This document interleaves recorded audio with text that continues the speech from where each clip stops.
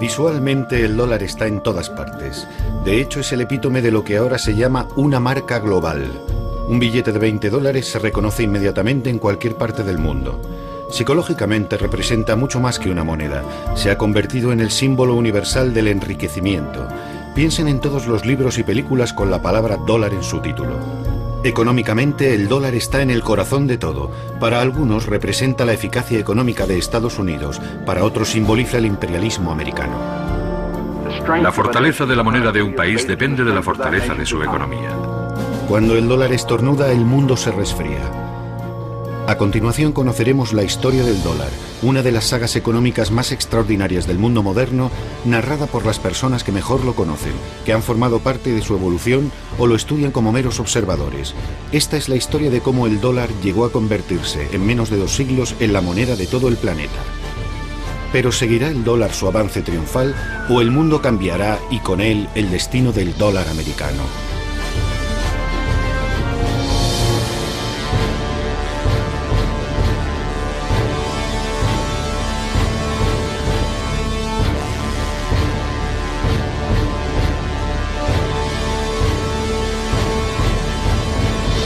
Los grandes símbolos del poder económico de Estados Unidos son Microsoft, General Electric, la Universidad de Harvard y el dólar.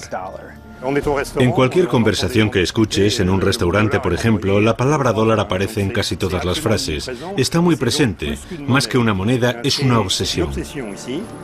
Siempre que se protesta contra Estados Unidos, aparece alguien rompiendo el escaparate de un McDonald's o quemando una bandera estadounidense, pero jamás verá a alguien quemando un dólar. Conozco a gente que se pasea por París con unos vaqueros que tienen como logotipo un billete de $1, pero nadie va por ahí con unos vaqueros adornados con €1. Para comprender la historia del dólar estadounidense, lo mejor es hablar con los historiadores, o en este caso con los numismáticos. Aquí es donde están todos, en la mayor feria de la moneda de Estados Unidos, en Memphis, Tennessee. Son verdaderas obras de arte, como cuadros de Picasso o Monet. Estos son preciosos. ¿Cuánto pides por ellos? $8 cada uno. Cuando se crea un país también debe crearse su moneda. En el caso de Estados Unidos eso además significó idear un sistema diferente a todos, en el que el dinero en papel tendría una mayor importancia. Uno puede ver la transformación del país a través de los diseños de su moneda. Afortunadamente conservamos muchos billetes antiguos. La gente los guarda por si aumentan de valor. 95, 18.000, ¿no? 17.000, un postor, 18.000, 19.000, 22.000, 30.000. Yo calculo que en esta subasta habrá ventas por valor de 7 o 6,5 millones de dólares. Tras la firma de la Declaración de Independencia del 4 de julio de 1776, la recién nacida República estadounidense necesitaba dinero. Puesto que Gran Bretaña se negaba a renunciar a sus colonias, el país tuvo que declararle la guerra. Una empresa que requería mucho dinero, a pesar de que contara con la ayuda de franceses como el Marqués de Lafayette. Así que para financiar la contienda, a los líderes de la nación se les ocurrió una idea brillante: producir dinero de papel. Cuando declaramos la guerra a Gran Bretaña, emitimos esto que se llamó moneda continental. Las colonias, o mejor dicho, el Congreso Continental que las representaba, comenzaron a emitir este papel moneda. Por primera vez vemos escrita la palabra dólar sobre estos billetes, pero ¿de dónde viene? Su origen no es americano. De hecho, procede de Centro Europa, donde en el siglo XV había importantes minas de plata en el Valle de San Joaquín, ahora en la República Checa. Las monedas que circulaban por la zona recibieron el nombre de Joachimsthalers, que quiere decir procedente del Valle de San Joaquín. Con el tiempo, dichas monedas pasaron a llamarse simplemente thalers o taleros, denominación que quedó como nombre genérico para cualquier moneda de plata de cierto valor, y de ahí procede por deformación la palabra dólar. Y en cuanto al símbolo del dólar, parece que también viene de un lugar lejano. Le voy a mostrar una moneda hispanoamericana. Como puede ver, aquí aparecen dos esferas y dos columnas que simbolizan la unión del viejo y el nuevo mundo. Creemos que fue esta imagen la que inspiró la creación del símbolo del dólar. Sobre todo, estos dos pilares que representan las columnas de Hércules y la curva que serpentea alrededor de las dos líneas verticales. Tras ganar la guerra contra Gran Bretaña, los americanos se concentraron en organizar las instituciones administrativas y políticas del país.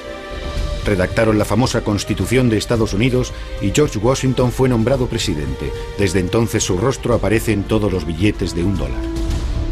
George Washington eligió a un antiguo banquero, Alexander Hamilton, como su primer secretario del Tesoro. Su rostro también aparece ahora en el billete de $10. Hamilton quería crear un banco central, federal y nacional que fuera la única institución competente para emitir moneda. Creía que un banco así era necesario para el desarrollo del comercio y la industria. Sin embargo, Thomas Jefferson estaba en contra y su retrato aparece hoy en el billete de $2. Según Jefferson, no era necesario crear ningún banco central porque él creía en un país descentralizado y agrícola. ¿Por qué no hablamos con los propios protagonistas? Caballeros, gracias por acompañarnos. ¿Me oyen bien? Ahora sí, perfectamente. Señor Jefferson. Buenos días, encantado. Señor secretario, ¿es necesaria la creación de un banco central? Tenemos una deuda de $80 millones, una suma extraordinaria. Necesitamos crear un banco nacional para mantener y estabilizar nuestra moneda. Eso además nos permitiría emitir más dinero en caso de necesidad, sin olvidarnos de que nos dará credibilidad ante el resto del mundo. Hay que ser muy retorcido para pensar que todos aquellos que quieren para este país una industria y una economía prósperas y bien organizadas son meros sinvergüenzas sin escrúpulos. Yo no predico la pobreza, solo digo que debemos procurar que el dinero se distribuya de forma equitativa. Habría que vigilar de cerca a esa institución para que trabaje por el bien de todos, y no de una minoría de privilegiados. La controversia acabó en un compromiso. En 1791 nace en este edificio de Filadelfia el primer Banco Central Federal del país. Como Banco Central, sin embargo, deja mucho que desear. Para empezar, no tiene potestad de emitir moneda, y sus opositores, que estaban en contra de la idea de una banca centralizada, consiguen cerrarlo 20 años más tarde.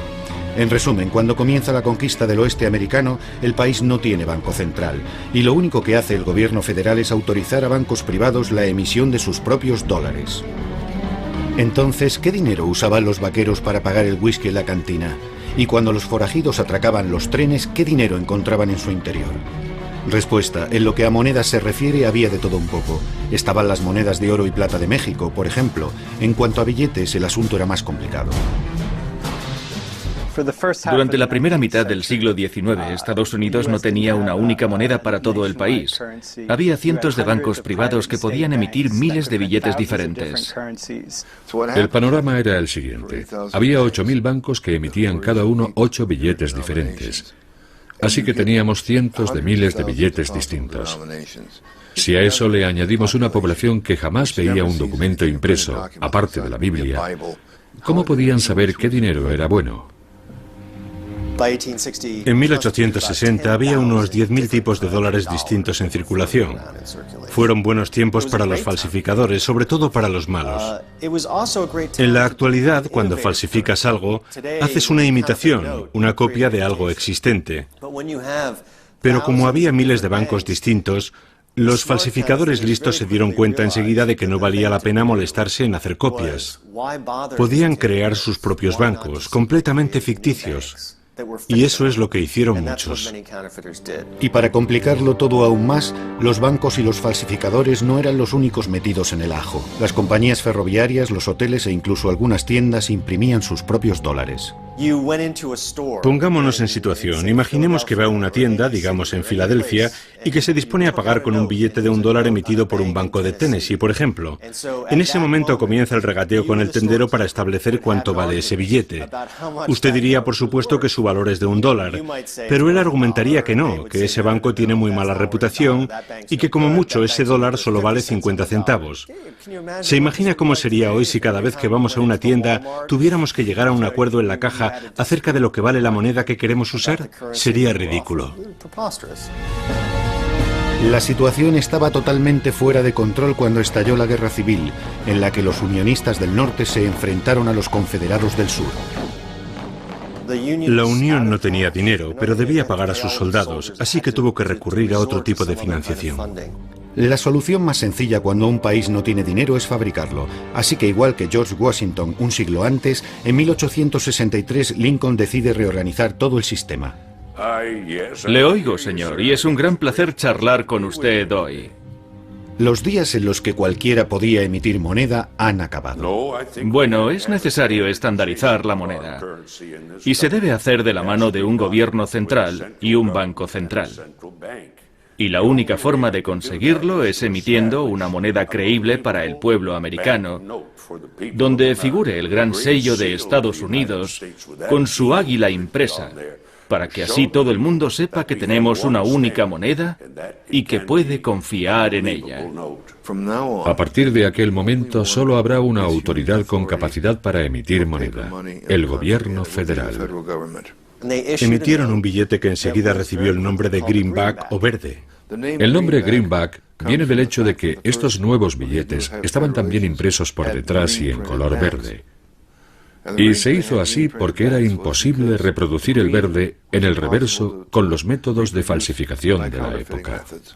La impresión en verde desalentará a los falsificadores. Así que, mientras que en 1849 había 10.000 tipos de billetes distintos, en 1866 solo había un puñado. Abraham Lincoln se convierte así en el padre del dólar tal y como lo conocemos hoy en día. Después de él, todos los dólares repetirán el mismo diseño. Son fascinantes, muy bonitos. Fíjese en la calidad del grabado. Este es mi favorito. No, este es el segundo. Este otro es mi favorito. Si se observa con detenimiento estos dólares del siglo XIX, vemos que en todos ellos siempre hay una referencia al oro. Es lo que se llamaba el patrón oro, y significa que el Banco Central cambiará cualquier billete de dólar por su valor en oro. En otras palabras, el valor total de todos los billetes en circulación jamás deberá exceder el valor de las reservas de oro del banco. Así, al menos en teoría, se evitaría que el gobierno sucumbiese a la tentación de no parar jamás la máquina de hacer dinero. A finales de siglo, Estados Unidos se había convertido en la mayor economía del mundo, superando a China y a todos los países europeos. Sin embargo, el dólar apenas se veía fuera de sus fronteras. La industria crece, la bolsa sube y la gente cada vez pide más dinero prestado para comprar más acciones. El gobierno sigue emitiendo dólares sin tener en cuenta si hay suficientes reservas de oro que respalden esas cantidades. Comienza a formarse lo que hoy en día se llama una burbuja especulativa.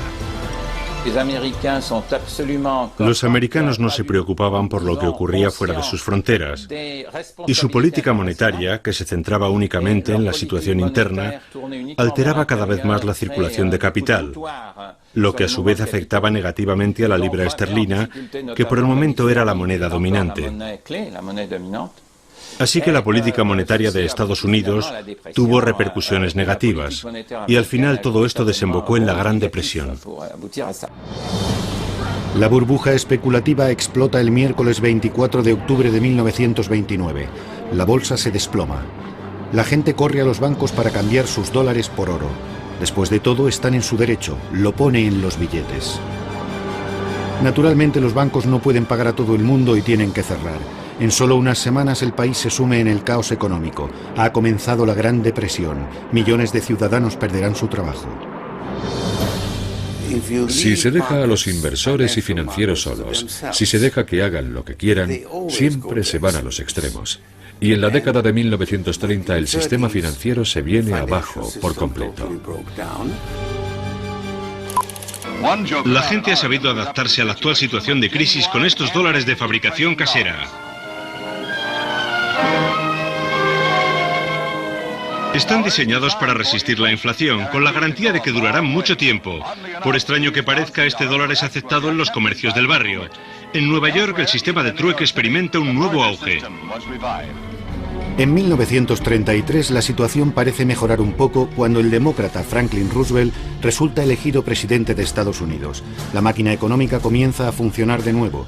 Ese mismo año, sin embargo, otro líder también fue elegido por su pueblo, Adolf Hitler, en Alemania. Cuando la guerra termina, los vencedores deben reconstruir el mundo. En 1945 crean las Naciones Unidas y para ocuparse de los asuntos económicos se reúnen en Bretton Woods. En 1944, un limitado número de personas se reunió en una pequeña ciudad de la costa este de Estados Unidos con la idea de que las prácticas económicas, las guerras de las monedas, contribuyeron en gran medida al estallido de la Segunda Guerra Mundial. Así que para evitar que algo así se repitiera, se estableció una especie de Naciones Unidas financieras. Se decidió, como una de las consecuencias de la guerra, que a partir de ese momento, la moneda de referencia en el sistema financiero global sería el dólar. Las monedas más potentes habían desaparecido debido a la guerra y todo el mundo debía dinero a Estados Unidos porque era el país que estaba financiando la reconstrucción de Europa. La libra esterlina estaba muerta, o casi. El franco francés igual. 44 países firmaron aquel acuerdo, prácticamente todos los países de más peso en el mundo libre. La Unión Soviética participó como invitado, pero al final decidió no firmar. Aquello fue un hecho sin precedentes. Bretton Woods establece lo que se denomina un sistema de cambios fijos. El valor del dólar se fija en $35 por onza de oro.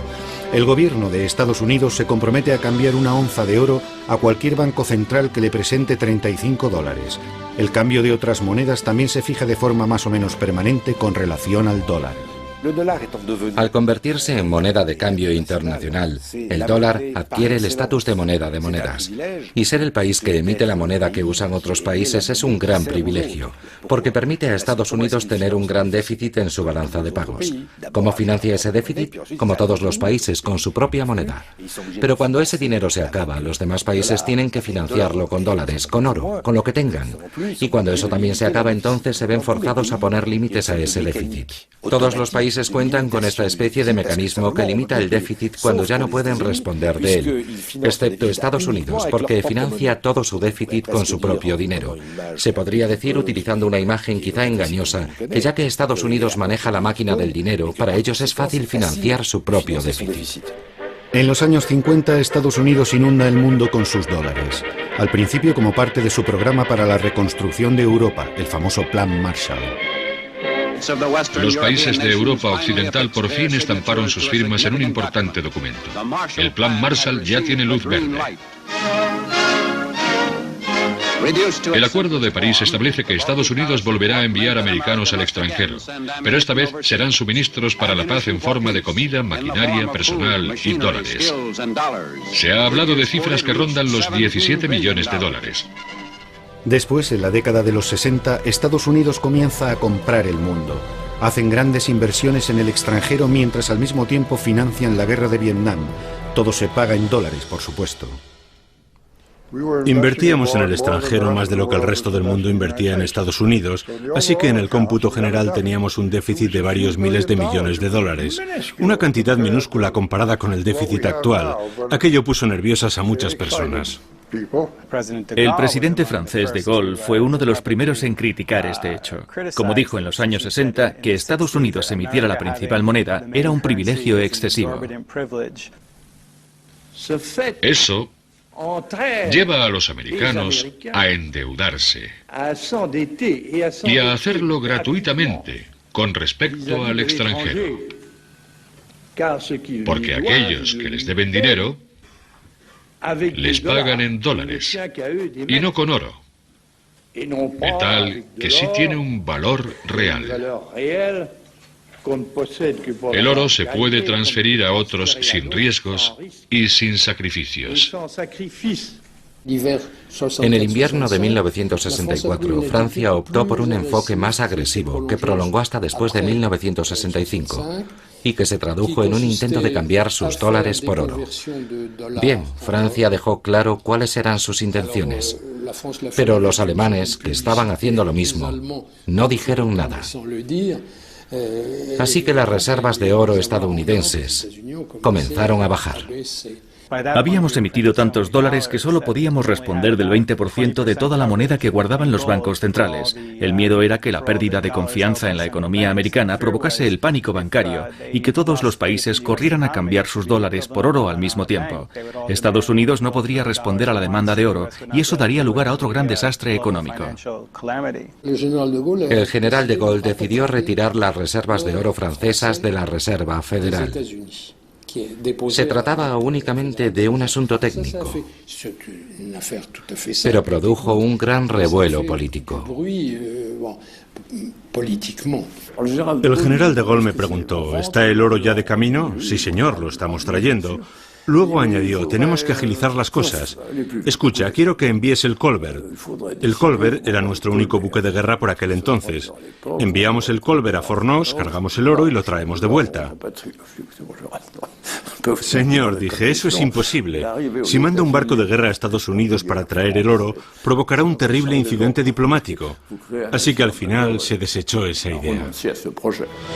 Los americanos no se lo habrían tomado muy bien porque pensaban que estaban proporcionando un servicio necesario al resto del mundo. Nosotros los americanos somos los que proporcionamos liquidez al sistema. Somos intermediarios financieros. Hacemos posible que el sistema financiero mundial funcione porque tenemos la competencia financiera de la que otros carecen. Es un servicio que le proporcionamos y si el dólar se convierte en un problema, será su problema, desde luego no el nuestro. Han escuchado una alusión al famoso comentario hecho por el secretario del Tesoro John Connally a una delegación de europeos que se quejaban de su política monetaria. El dólar es nuestra moneda, pero es vuestro problema. Las decisiones que toma el secretario del Tesoro y las políticas económicas de Estados Unidos están pensadas para beneficiar al país, pero también tienen un impacto en el resto del mundo. Y eso se refleja en lo que decía Connally. Es nuestro dinero, nosotros lo manejamos, y si las decisiones que tomamos no les gustan, es su problema. John Connally no era un experto en la materia. Era un político, un tejano. Como saben, estaba en el coche del presidente cuando Kennedy fue asesinado. Era un tipo muy alto, un gigante de 1,94 y bastante locuaz. Además pensaba que la economía mundial se podía dirigir con cierta improvisación. Y también era un tipo un poco bruto a la hora de negociar. Les dijo a los europeos, si queréis seguir disfrutando del apoyo militar americano, con la Unión Soviética respirando en vuestro cogote, tendréis que mantener vuestras monedas más débiles, y esa será la solución. De esa forma reduciremos el déficit de la balanza de pagos. El sistema de Bretton Woods se vino abajo gracias a la maniobra de Nixon del 15 de agosto de 1971, cuando decidió sacar el oro del sistema y convertir el dólar en una moneda fluctuante. Un sistema de cambios fluctuante es totalmente diferente. El valor de las monedas en el mercado internacional viene determinado por la oferta y la demanda. Estados Unidos tiene hoy la mejor oportunidad de este siglo para alcanzar dos grandes ideales: disfrutar de la paz y crear una nueva era de prosperidad sin guerras. He dado órdenes al secretario Connally para que suspenda temporalmente la convertibilidad del dólar al oro u otro activo que tengamos en la reserva. Como consecuencia de esta decisión, tendremos una moneda más estable. Es posible que con esta acción no ganemos muchos amigos en los mercados internacionales. Habíamos vivido con un sistema de monedas estables. Las monedas más importantes eran estables. Si había fluctuaciones serían contraproducentes y afectarían a monedas menos importantes. Pero la más potente, el dólar, era totalmente estable. Era a lo que estábamos acostumbrados. Todo el mundo se sorprendió mucho, incluso aquellos que estábamos más cerca del poder, como yo. Solo unos pocos conocían los planes del gobierno. Kissinger, por ejemplo, no participó porque estaba ocupado negociando sobre Vietnam. Todo se llevó con mucha discreción y la medida cogió a los mercados por sorpresa. Los europeos y los japoneses quedaron muy sorprendidos. ¿Cómo? ¿Que quieren alterar el cambio de la moneda? Bueno, ¿de qué estamos hablando? ¿De un 2%? ¿Qué va? Dije, nada de un 2%. Estamos hablando de un 10 o un 15%. Y así acaba todo. El mundo de cambios fijos se convierte en algo del pasado. A partir de aquel momento, el valor del dólar cambiará cada mañana, y no poco. Imaginemos las fluctuaciones del dólar desde 1971 como un viaje en una montaña rusa. Las cimas y los valles de nuestra montaña rusa virtual reproducen las subidas y bajadas en la cotización del dólar. Abróchense los cinturones, agárrense fuerte porque va a ser un viaje movidito. Comienza bien, sin mucho desnivel, es la época de los cambios fijos, el valor del dólar es estable. Llegamos a principios de los 70 y allá vamos, la primera devaluación del 12%, una ligera subida, el final de su convertibilidad y cuidado, de repente cae un 25%. El presidente Carter nombra a Paul Volcker como presidente de la Reserva Federal. Sube el tipo de interés a más del 20%. El valor del dólar comienza a aumentar un 25, un 50, un 100, un 150, un 200%. Es demasiado caro para todos. Hay que devaluar la moneda. Ese es el objetivo del Acuerdo del Plaza de 1985. Durante 2 años el dólar sigue cayendo, pero está demasiado bajo. Hay que revertir esa tendencia. En 1987 las mayores potencias firman los acuerdos del Louvre en París con el objetivo de estabilizar de nuevo el dólar, y funciona bastante bien durante los siguientes 10 años. Después llega la administración Clinton, que vuelve a subir su cotización hasta el 11 de septiembre de 2001, cuando la guerra de Irak y los bajos tipos de interés hacen que disminuya su valor. Intentemos explicar cómo se produjo uno de estos picos, por ejemplo el más alto. Corre el año 1979. La economía estadounidense no está muy boyante. El dólar se encuentra en su cotización más baja y la inflación bate récords con un aumento de los precios del 15%. El presidente Carter llama a este hombre, Paul Volcker, para que se ocupe de la Reserva Federal. Su misión, frenar la inflación. Paul Volcker llegó en una época horrible, a principios de los años 80, un periodo en el que muchos bancos centrales no conseguían acabar con la inflación. Subían los tipos de interés hasta llegar a un punto determinado y conseguían que la inflación bajara algo, pero luego volvía a subir. Era como cuando un médico te receta antibióticos, pero no te da los suficientes o te los tomas durante menos tiempo del indicado, y justo cuando parece que todo está resuelto, la enfermedad resurge con más fuerza, y entonces necesitas una dosis mayor de medicinas. La Reserva Federal tuvo que subir los tipos de interés hasta lo que Helmut Schmidt llamó el nivel más alto desde Jesucristo. Los bancos centrales tienen una gran arma para acabar con la inflación y es el tipo de interés, el interés al que se presta el dinero en un país determinado. Los bajos tipos de interés estimulan la economía, pero también producen inflación. Por otro lado, cuando los tipos de interés son muy altos, la economía se lentifica y la inflación disminuye. El truco está en encontrar la medida justa. Por aquella época había una inflación bastante alta. Así que mi prioridad era frenar la inflación. Pero para conseguirlo, también había que hacer algo con respecto a la debilidad del dólar. De modo que desde 1981 hasta 1985 el dólar sube de forma constante mientras la inflación baja y la economía se lentifica cada vez más. Mientras tanto la población sufre, nadie puede hacer frente a unos tipos de interés del 20%. Los constructores estaban particularmente molestos, sobre todo porque el periodo anterior había sido bastante bueno para ellos. Así que, medio en broma, medio en serio, comenzaron a mandarme ladrillos a mi oficina. La gente le culpaba de sus problemas. Le paraban por la calle, le ponían un dedo en el pecho y le decían: usted es el culpable de que mi padre haya perdido su trabajo. O por su culpa no podemos vender nuestra casa. En 1984 el dólar está tan alto que los gobiernos deciden que ha llegado el momento de intervenir. Se organiza una cumbre internacional en el Hotel Plaza en Nueva York. Para los europeos la moneda estadounidense resultaba demasiado cara. No podían pagar en dólares las zapatillas Nike, los tractores Caterpillar o simplemente los barriles de petróleo. Todos esos productos eran demasiado caros. La única solución al problema era llegar a un acuerdo monetario o recurrir a medidas proteccionistas.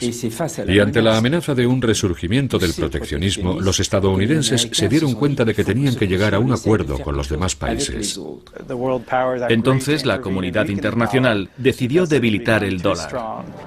Habría otros picos en los años siguientes, pero la montaña rusa jamás alcanzaría aquellas cotas. Casi todos los picos coinciden con grandes crisis internacionales: la crisis de la deuda mexicana, la crisis financiera asiática, el colapso económico de Argentina, la burbuja de las .com.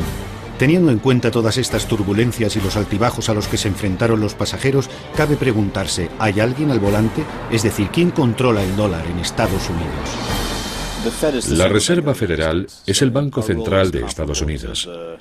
Y nuestro objetivo es comparable al del Banco Central Europeo o el Banco de Francia antes del euro, por ejemplo. Nuestro trabajo es favorecer la estabilidad de los precios y un crecimiento sostenible de la economía, además de mantener el sistema financiero lo más estable posible. El sistema de reserva federal está compuesto por 12 bancos, cuyos accionistas son los sucesores de aquellos grandes bancos locales del siglo XIX que recibieron permiso para emitir sus propios dólares. Esto convierte al Fed en algo singular, porque es prácticamente el único banco central del mundo que no es público, sino privado. Los bancos del sistema de la Reserva Federal, como este de Nueva York, están en manos de los bancos comerciales. Son propiedad de los miembros del sistema de la Reserva Federal. Pero debido a su organización, el gobierno es muy estricto y vigila su funcionamiento muy de cerca. El término que se utiliza es algo técnico, pero se podría decir que somos instrumentos del gobierno federal. Aunque seamos empresas privadas, el gobierno supervisa nuestro funcionamiento. Para producir billetes, el Fed tiene su propia impresora, la Oficina de Grabado e Impresión en Washington, que es una agencia gubernamental. Emitimos unos 8.000 millones de billetes al año, lo que supone unos 750 millones al día. Este lugar es tan importante para los estadounidenses que hay una pasarela desde donde los visitantes pueden ver toda la zona de impresión. En cuanto a las máquinas, no parecen muy nuevas. Algo que no nos sorprende dado que el dólar no ha cambiado de tamaño ni color desde 1929.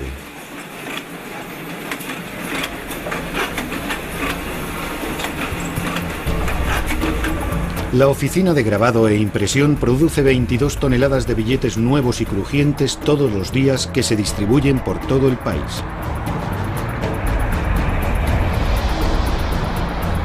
En Estados Unidos se usan mucho los billetes y el dinero en general. De hecho, 1 de cada 10 dólares es un billete real y palpable. Los otros 9 son solo números que bailan en los ordenadores de los bancos. Puede que 1 de cada 10 no parezca mucho, pero es el doble de la cantidad en circulación de libras esterlinas, yenes japoneses o euros, cuyos billetes nunca han supuesto más del 5% del total del dinero del país. Es más, al contrario de lo que cabría pensar, el número de billetes en circulación no se reduce, sino que aumenta, a pesar de la llegada de las tarjetas de crédito.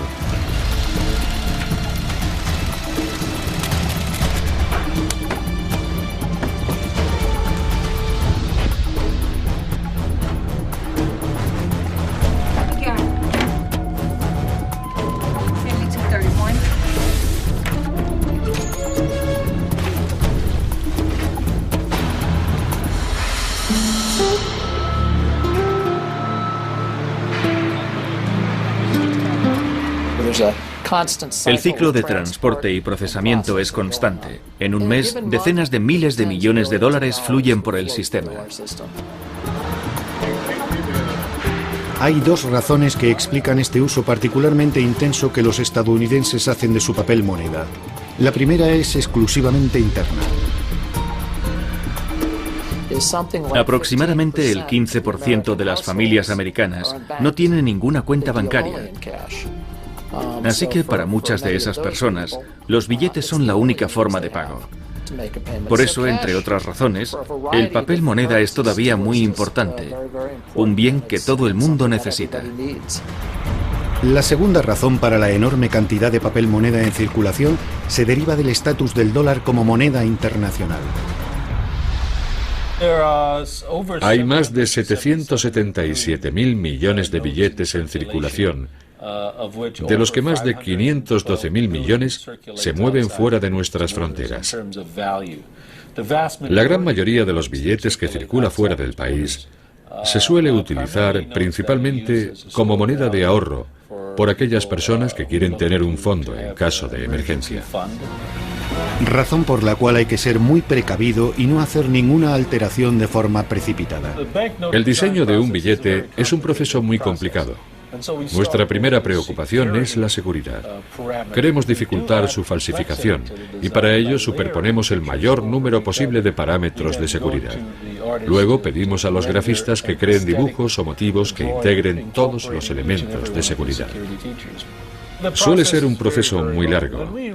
Acabamos de rediseñar un nuevo billete de $5 y todo el proceso nos ha llevado más de un año, lo que en realidad es poco tiempo. Atención, agárrense porque ahora el greenback, el billete verde, ya no es totalmente verde. Se ha añadido un poco de color.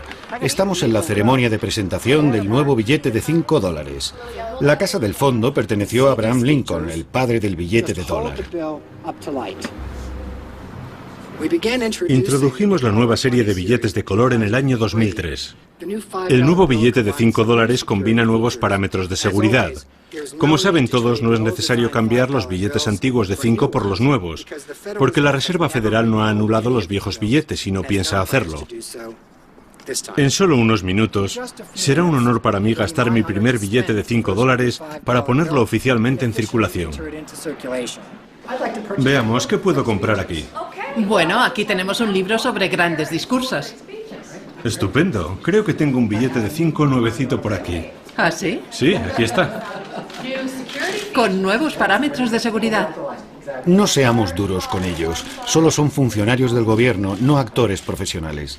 El hombre en primer plano es un representante de la Reserva Federal. El que está justo detrás de él es del Servicio Secreto, un cuerpo de policía altamente especializado que tiene dos misiones principales: proteger al presidente de Estados Unidos y al dólar. En otras palabras, su función es defenderlo de los falsificadores. La mujer de la izquierda trabaja para el Departamento del Tesoro. Es la cajera de Estados Unidos y su firma es la que figura en los billetes de $5. Y a continuación, para los niños y sobre todo para los que nos ven desde casa, les ofrecemos una rápida lección sobre detección de falsificaciones.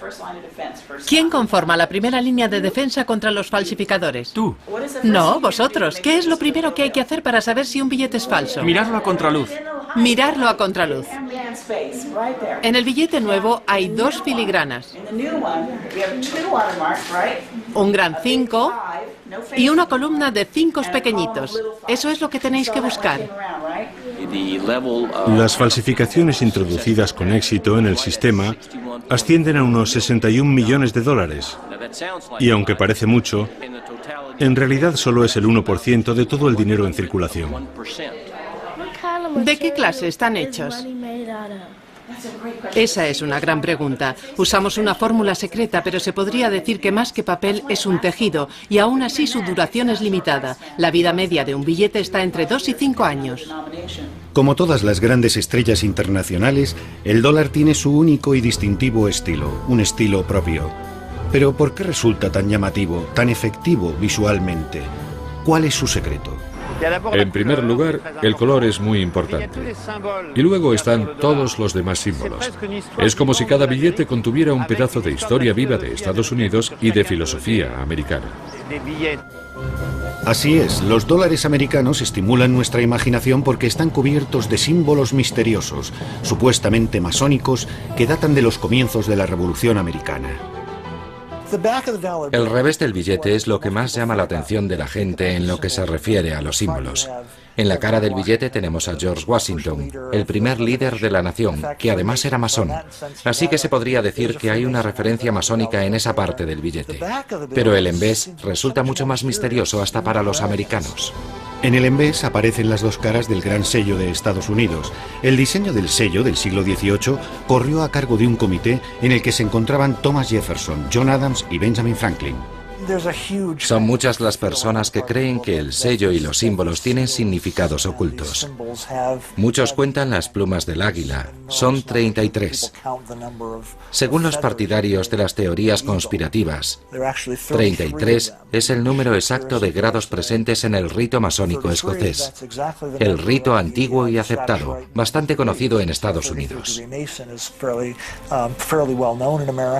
También hay personas de ideología de extrema derecha que ven en esta coincidencia implicaciones siniestras, incluso pruebas de una gran conspiración de la élite para hacerse con el dominio del mundo. Sin embargo, entre los 56 hombres que firmaron la Declaración de Independencia, solo 9 eran francmasones. George Washington y Benjamin Franklin, por ejemplo, pero no así Thomas Jefferson o John Adams. No creo que existiera ninguna conspiración de los masones para manipular la Revolución Americana, sino simplemente que los ideales de la Revolución, como los de la francmasonería, se inspiran en la misma fuente filosófica, el siglo de las luces. La inspiración estética para el diseño del billete verde deberíamos buscarla más bien en algo que muchos de estos hombres del siglo XIX compartían: un aparente interés por el esoterismo, la simbología cristiana e incluso la egiptología, como parece corroborar la cara frontal del Gran Sello. La Gran Pirámide es un símbolo de longevidad, de permanencia. Las pirámides siguen en pie después de muchos siglos, y los padres de la patria querían eso mismo para Estados Unidos. Por lo que respecta al ojo que hay en su vértice, es un símbolo muy antiguo que nace cientos de años antes y representa a Dios, que protege a la nueva nación americana. De hecho, el dólar está tan ligado a Dios que es la única moneda del mundo occidental que pide explícitamente su protección. En ella aparece el famoso lema "In God we trust", en Dios confiamos, que tanto intriga a los extranjeros. El pueblo americano siempre ha sido muy religioso. Es una realidad que todos los gobiernos han tenido siempre en cuenta. En 1861, cuando estalló la Guerra Civil, un pastor de Pensilvania escribió una carta que luego se hizo muy famosa al secretario del Tesoro, un hombre llamado Simon Chase. En ella decía más o menos: oiga, el país está enzarzado en una terrible guerra fratricida. Es evidente que necesitamos ayuda de la divina providencia. Necesitamos la ayuda de Dios, de modo que le pidió que apareciera el nombre de Dios en alguna parte. El secretario del Tesoro encargó a un funcionario que escribiera varios lemas, aunque ninguno de ellos era el actual. Se los mandó a Chase y este, después de estudiarlos, propuso el que acabaría inscribiéndose en los billetes: "En Dios confiamos". A finales de la década de 1930 comenzó a aparecer en todas las monedas estadounidenses, y en 1957 también estaba en el papel moneda. Primero en el billete de $5 y más tarde en todos. Así que ahora, algo más de 50 años desde que apareciera por primera vez en los billetes, no solo está en todas las monedas y en todo el papel moneda, sino que además es el lema de la nación. Como nosotros solemos decir, solo nos fiamos de Dios. Los demás deben pagar en efectivo. El verdadero dólar, sin embargo, el que tiene mayor influencia, no es el billete verde. El verdadero dólar es el electrónico, el que solo existe virtualmente en los ordenadores de los bancos y se puede transferir de forma instantánea a cualquier lugar del planeta desde salas como esta. Estos ordenadores se usan solo para comprar y vender dólares las 24 horas del día, los 7 días de la semana, en nombre de grandes empresas, instituciones financieras, inversores o meros especuladores. Ahora están a 45. Entonces, ¿doy la orden? Tengo 2 peticiones de venta a 50.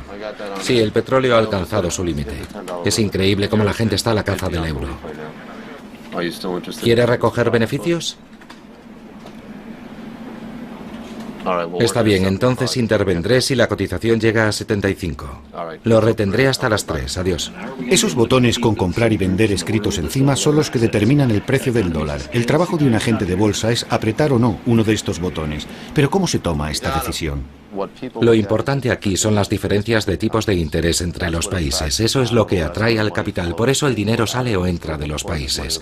Así que lo que buscamos son indicaciones de que el tipo de interés va a cambiar. ¿Y cuál será la diferencia entre los tipos europeos y los americanos, por ejemplo? Ese es el principio básico. Hoy, sin embargo, el mercado de divisas ha crecido hasta alcanzar tales proporciones que todos los días se compran y se venden entre 2 y 3 billones de dólares en todo el planeta. Y para mantener el mercado ahí arriba, los agentes de bolsa hace tiempo que se pasaron al piloto automático. Se trata de un sistema automático que te permite hacer transacciones sin que nadie intervenga. Se llama sistema automático integral. Los ordenadores hablan entre ellos y compran y venden, y así se pueden transferir miles de millones de dólares. Es asombroso.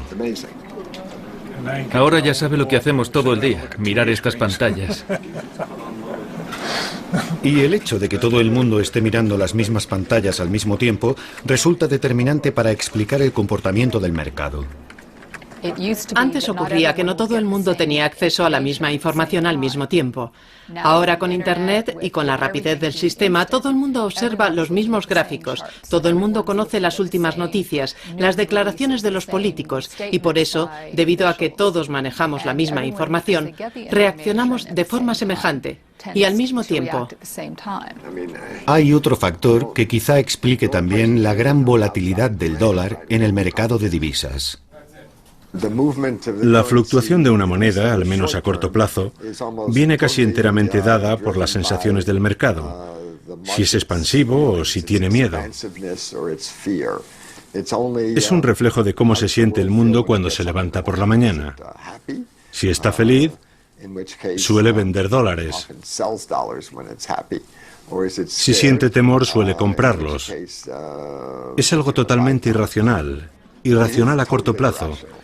Esa es una de las razones por las que resulta completamente incontrolable.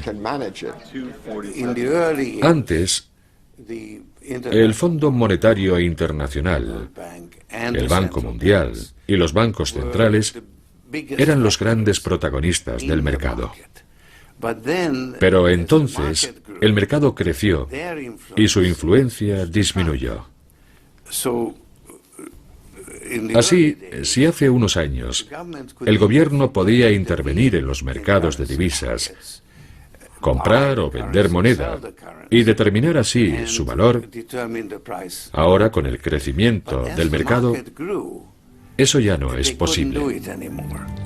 Y en la actualidad, el gobierno de Estados Unidos tiene todavía menos control sobre el valor de su moneda, puesto que solo 30 de cada 100 dólares están en manos de sus ciudadanos.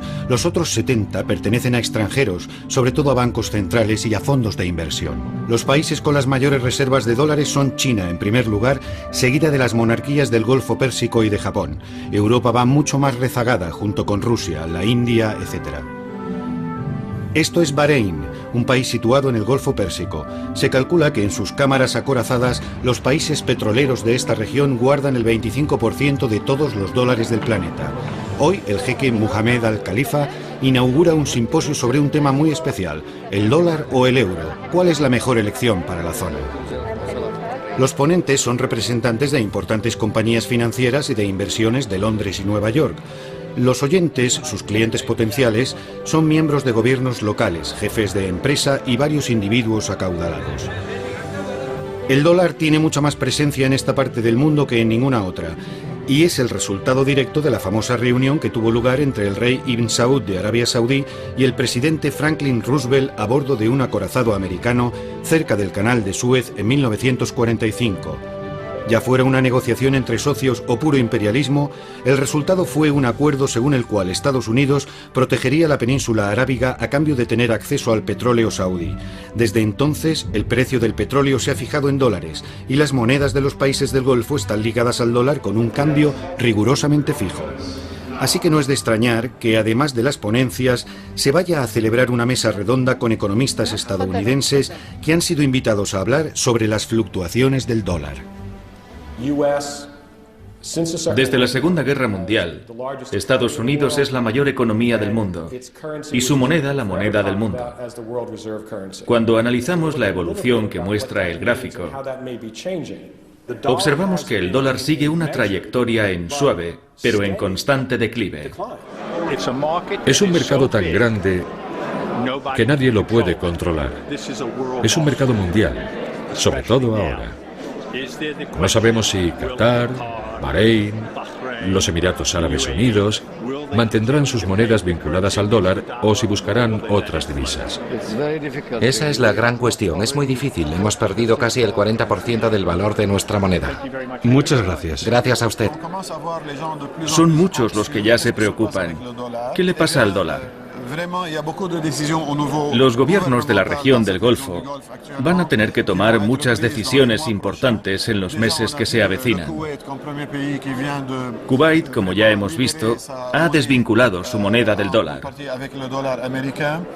Y es posible que los demás países sigan su ejemplo.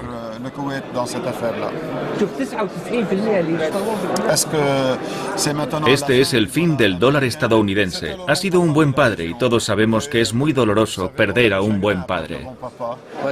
Pero eso no significa que vayamos a olvidarnos del dólar. Es posible que al final sean las fuerzas del mercado las que nos digan si será el euro o el dólar la moneda predominante, o quizá alguna otra.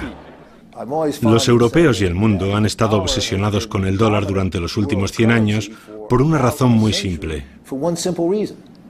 No había competencia. Eso ahora ha cambiado con la creación del euro. ¿Acaso la política de los últimos 10 años del Banco Central Europeo con sede en Frankfurt ha cambiado el paisaje monetario del mundo? ¿Está el todopoderoso dólar, el rey dólar, a punto de ser destronado por el euro? Creo que el euro tiene potencial para convertirse en el equivalente al dólar como moneda de reserva mundial o incluso para sobrepasarlo.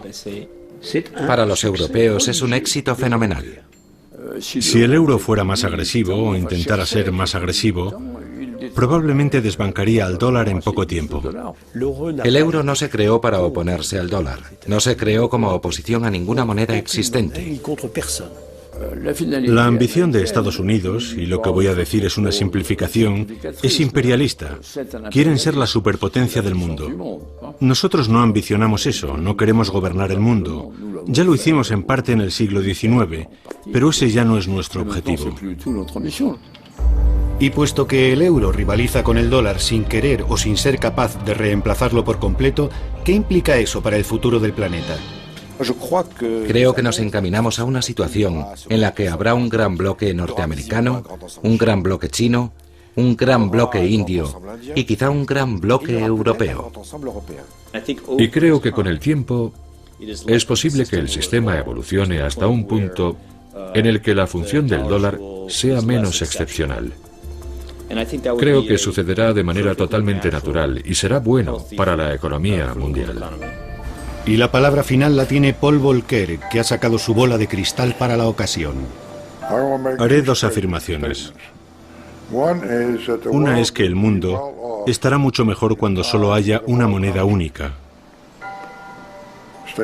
Y dos, que no creo que viva para verlo. Ni siquiera creo que lo vea usted.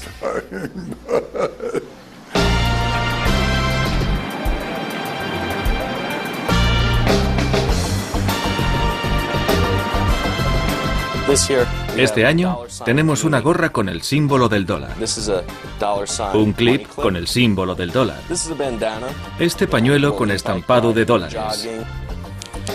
En Estados Unidos estamos tan obsesionados con el dólar, estamos tan obsesionados con el dinero, que nos lo ponemos encima.